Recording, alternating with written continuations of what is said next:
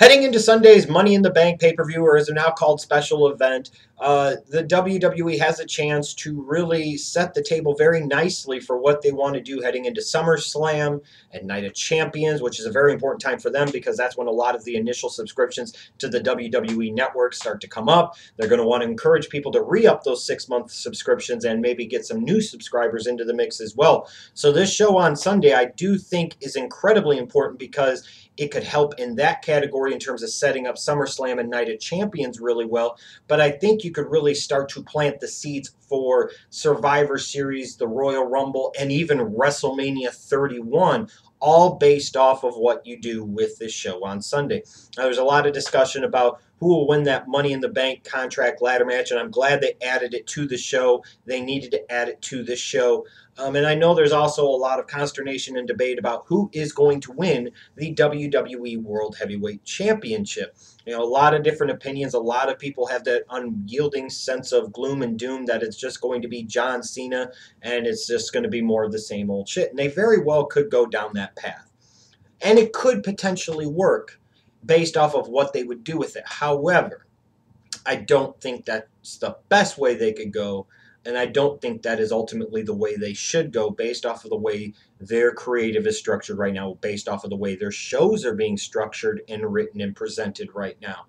I understand that WWE has this fascination with, at some point in time, having John Cena hold the most world championships in wrestling history, and that way he could be viewed as the greatest WWE superstar of all time.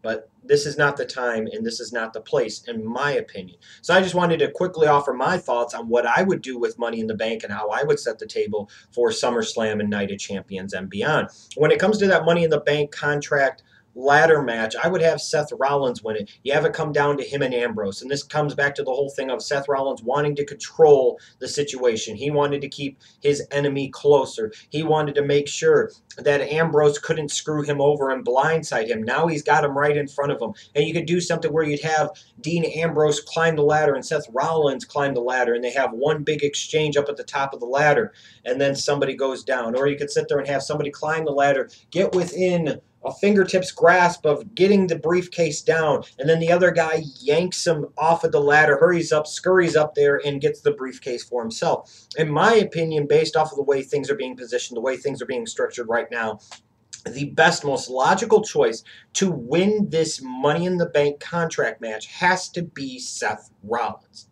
Because to me, you have turned him heel, you have shifted his character, and the way to establish that character is to give him a big signature victory, the first possible opportunity that you can.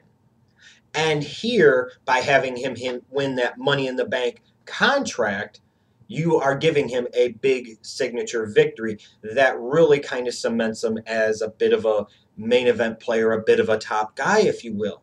But I'm not done with Seth Rollins just yet. We get to the actual WWE World Heavyweight Championship ladder match, which I would have to main event this show. And, you know, you could do a bunch of different dynamics here in terms of how to split off people from this match towards Battleground, and in particular SummerSlam, which is what, you know, part of the purpose of these big group matches is to just reset and split off into several different matches. I'd have Cesaro cost John Cena a chance, and that would set up a match between the two of them at Battleground. I would sit there and have Bray Wyatt fuck over Sheamus, and then Sheamus fuck over Bray Wyatt, and then they're off to the races for Battleground and maybe even SummerSlam.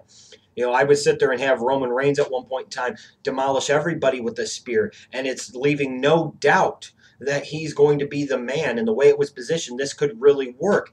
But you've had Triple H ringside the entire time with Seth Rollins holding his Money in the Bank briefcase. You know, you could sit there and talk about it telegraphing a finish.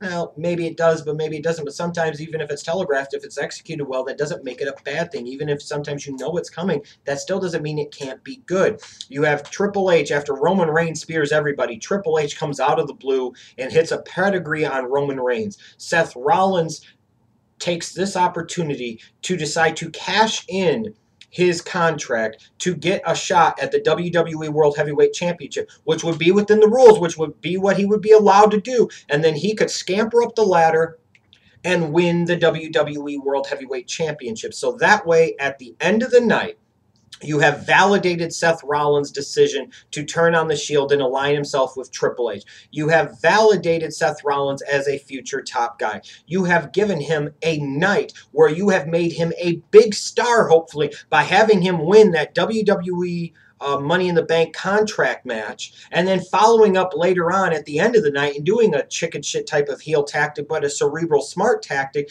by aligning himself with Triple H, having Triple H fuck over Roman Reigns, and then Seth Rollins can cash in, go up, and he becomes the WWE World Heavyweight Champion.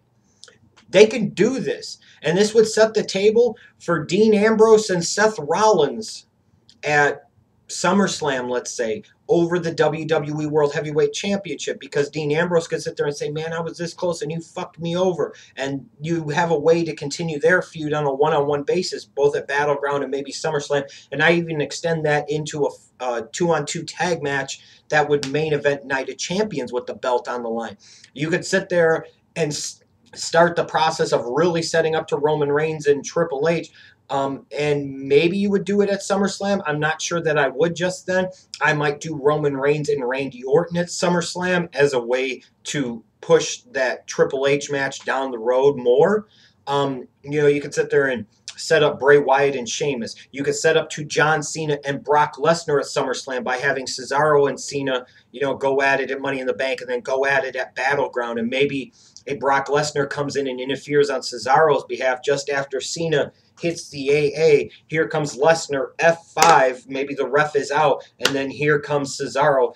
Lesnar puts him on top, and then it's 1, 2, 3. Cesaro wins. He gets a signature victory, and now you've really set the table for a rematch that's been 2 years in the making between John Cena and Brock Lesnar.